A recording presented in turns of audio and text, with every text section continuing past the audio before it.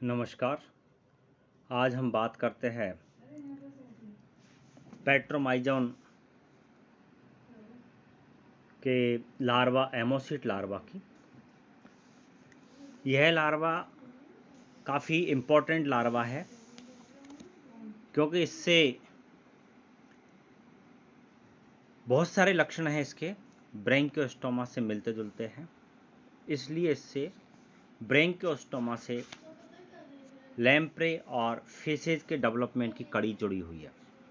तो हम बात करते हैं यहाँ पर जो संरचना दिखाई दे रही है ये एमोसिट लार्वा की है और एमोसिट लार्वा की संरचना में यह एक सर्प मीन भांति या ईल की तरह दिखाई देता है और इसका जो मुख है ये गोल मुख जो दिखाई दे रहा है। वयस्क के अंतर्गत तो यह मुख एक मुख कीप की तरह होता है जिसमें दंत पंक्तियाँ 2 से 8 सीरीज के अंतर्गत या 8 पंक्तियों के अंतर्गत व्यवस्थित रहती है, लेकिन इसमें दंत पंक्ति नहीं होती है, केवल ओरल होड होता है।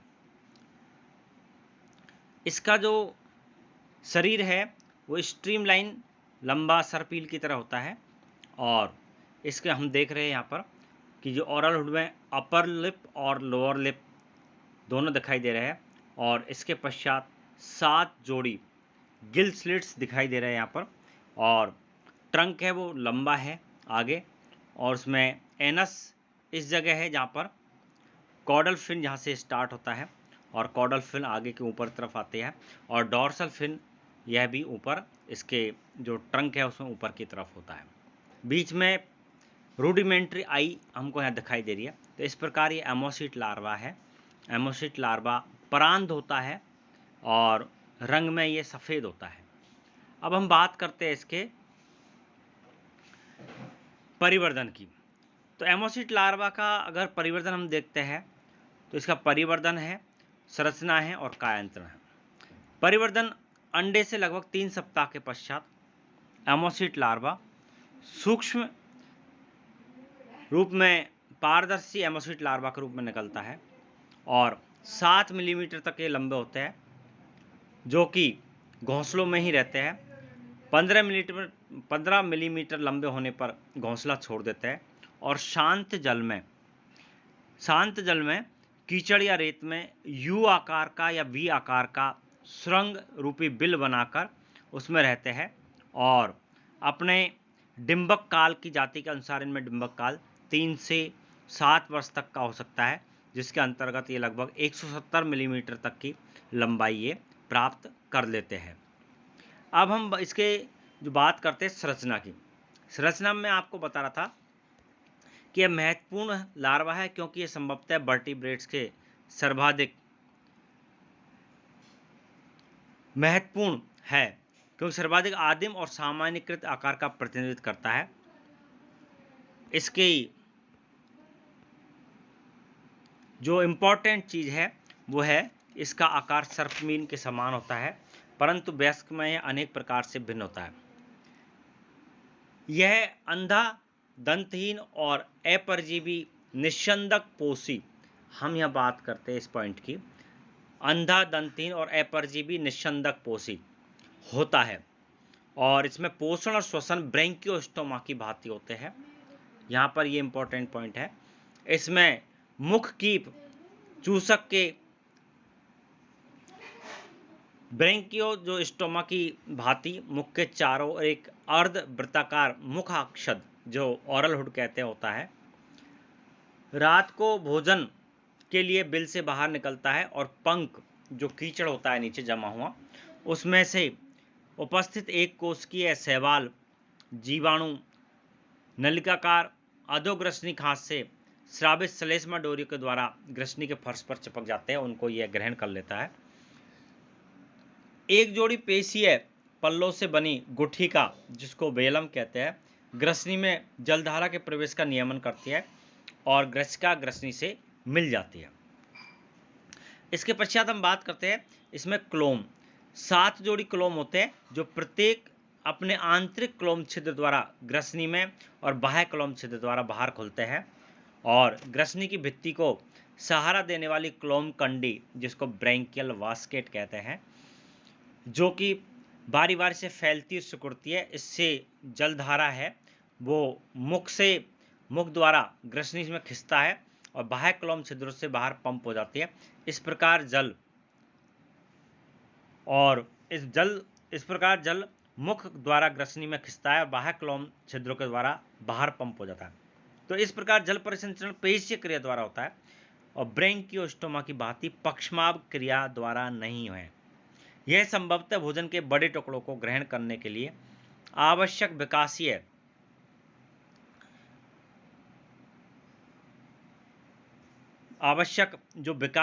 इसके परिवर्तन है उसमें यकृत पित्तवाहिनी हम देखते हैं यहाँ पर, यकृत पित्तवाहिनी और जो पित्त आदि वृक्क है, प्रोवृक्क जिसको कहते हैं, हृदय को बंद रखने वाला हृदयावरणी गुहा से संबंधित होती है।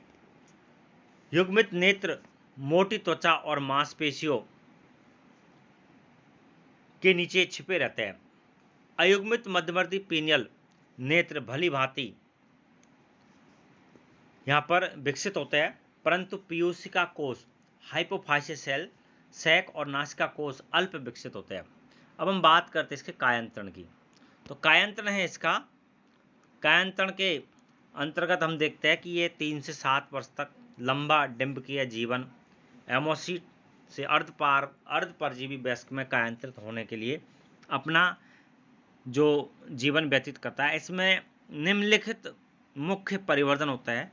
पहला हम देखते हैं यहाँ पर, ये मुख अक्षद जो ओरल हुड होता है, वो ओरल हुड पहले केवल अपर लॉ और जोर लॉ होते हैं और सामने मुख खुला हुआ होता है जिससे पानी अंदर एंटर करता है। लेकिन वयस्क में क्या होता है, मजबूत और तेज दांतों से युक्त मुख चूस की जिह्वा और गोल मुख में जटिल मांसपेशी द्वारा बना हुआ यह संरचना प्रतिस्थापित हो जाती है और अधोग्रसनी खांच जिसको एंडोस्टाइल कहते हैं वह फेरिंग्स के नीचे थायराइड ग्रंथि में परिवर्तित हो जाती है और इसकी जो गुठिका है जिसको हम बीलम भी कहते हैं, ये क्या करती है, ये गुठिका है केवल श्वसन ग्रसनी के छिद्र की रक्षा करने के लिए हाशित हो जाती है और जो ग्रसिका है, ग्रसिका श्वसन नली से पृथक हो जाती है जो एक अंधकोश में बन जाता है।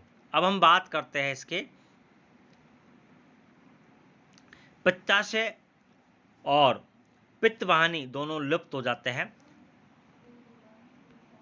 क्लोम कोष्ठ में क्लोम विकसित हो जाते हैं और जो जिसको प्रोनेफ्रॉन्स कहते हैं का मीजो वृक्क होता है, मध्य वृक्क है, मीजो नेफ्रॉन है, उसके द्वारा प्रतिस्थापन हो जाता है।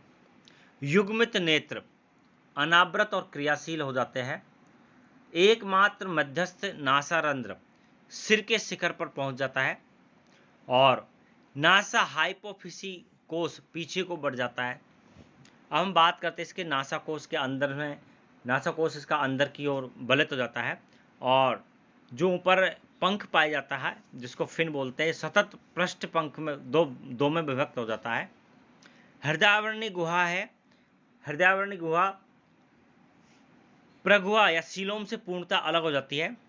इसकी रीढ़ रज्जु है, स्पाइनल कॉर्ड, वो प्रति पृष्ठ और चपटी हो जाती है। त्वचा का रंग पीले भूरे रंग से बदलकर धब्बेदार हरित भूरा हो जाता है। अब इसमें कायांतरण के पश्चात तरुण जो लैम्प्रेज है वो तैरकर समुद्र में पहुंच जाते हैं और जहां वे परिपक्वता प्राप्त करने तक 3-4 वर्ष तक समुद्र में रहते हैं और एक बार फिर वे अंड जनन के पश्चात मर जाते हैं, इसलिए फिर अंड जनन के लिए सरिता या नदियों में प्रवास करते हैं। तो इस प्रकार हम देखते हैं कि ये पेट्रोमाइजोन लैम्प्रे है, इसका एमोसीट लार्वा है, इसका अपना एक स्पेशल महत्व है। अब बात करते हैं हम इसका आर्थिक महत्व की। तो आर्थिक महत्व है, वैसे पेट्रोमाइजोन है, ये आर्थिक महत्व इसका कुछ भी नहीं है, लेकिन ये मत्स्य उद्योग के लिए एक बहुत बड़ी आर्थिक समस्या खड़ी करता है। ये मूल्यवान मछलियों के रुधिर तथा शारीरिक द्रव्यों को खाकर उनको नष्ट करती है और ये मछलियों पर आक्रमण करता है और मछलियों के नीचे की तरफ के हिस्से पर ये चिपक जाता है जिससे मछलियाँ क्षीण हो जाती है, रोग जनित हो जाती है और कमज़ोर हो जाती है।